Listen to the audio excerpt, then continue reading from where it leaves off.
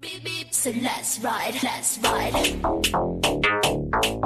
Let's ride. Let's ride. Hello everyone, how are we doing today? This is the amazing Dempsey. I'm here with the other amazing Kaya, and today we will talk about electric vehicles and their impact on the environment.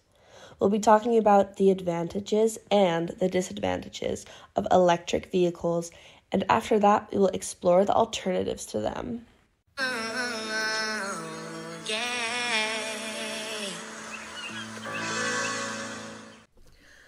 First on the list of advantages of electric cars, we have their environmental impact. Electric cars produce zero palpable emissions, which helps to reduce air pollution and greenhouse gas emissions. This is a major benefit for both the environment and public health. Yes, no one likes it when a gasoline car drives past and all the emissions fly into your face. Ew, period. One of my favorite advantages of e-cars is that they have a smoother ride compared to gas cars, thanks to their electric motors. This is because electric motors do not produce the same level of vibration as gasoline engines. I was literally in an Uber last week and the car was shaking. It was so uncomfortable, so the smooth ride definitely is an advantage. Yeah. My favorite advantage is for our holiday lovers that would rather drive everywhere. Electric cars are much more efficient than gasoline-powered cars in converting energy into power. This means that they can go farther on a single charge than a gasoline-powered car can on a gallon of gasoline. Yup, we love to keep driving without having to stop for gas. And then when it comes to speed, we love a car that doesn't take forever to take off. Electric cars can accelerate much faster than gasoline-powered cars thanks to their instant torque. Electric motors produce their maximum torque at 0 RPM, while gasoline engines take time. This gives electric cars a significant power advantage off the line. Okay, vroom vroom. Overall, electric cars offer a number of advantages over gasoline-powered cars. They are environmentally friendly, quieter, lower maintenance, faster, smoother, and way more efficient. Plus, who doesn't love a good road trip? I for sure do. Blast the music and drive. Oh. Okay.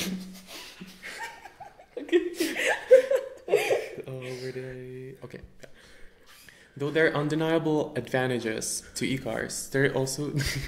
Sorry. Sorry. No. Even though that there are undeniable advantages to e-cars, there's also some disadvantages too that we should take into account. Did you know that electric cars are not as sustainable as the automobile lobby claims to be?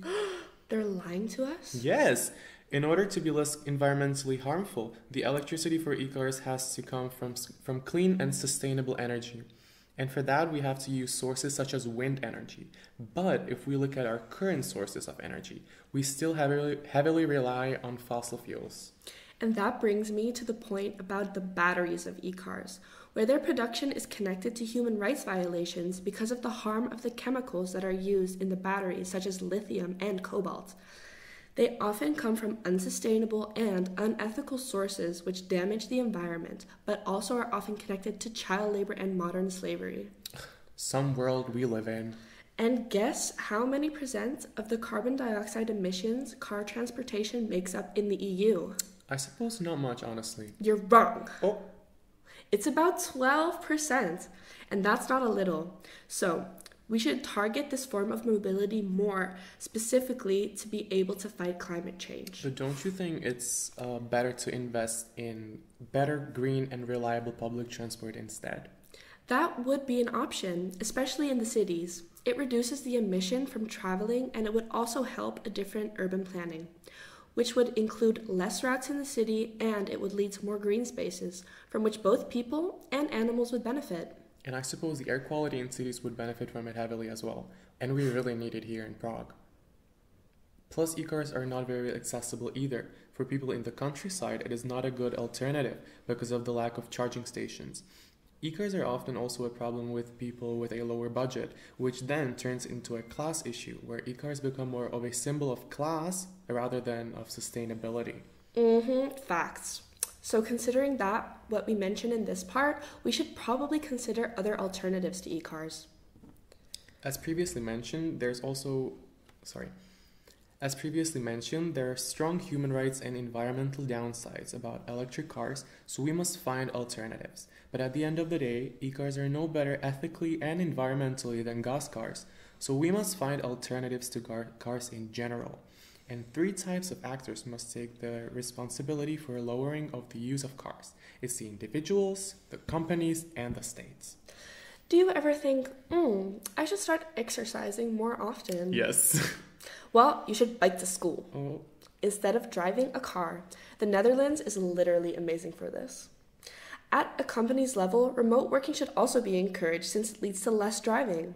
Oh, I sometimes love working from home. It's so comfy. Same. I can work and spend all day with my dog. It's a win-win. Remote working indeed is a good Remote working indeed is a... You're good. Remote working indeed is good to reduce pollution as we saw during the COVID crisis.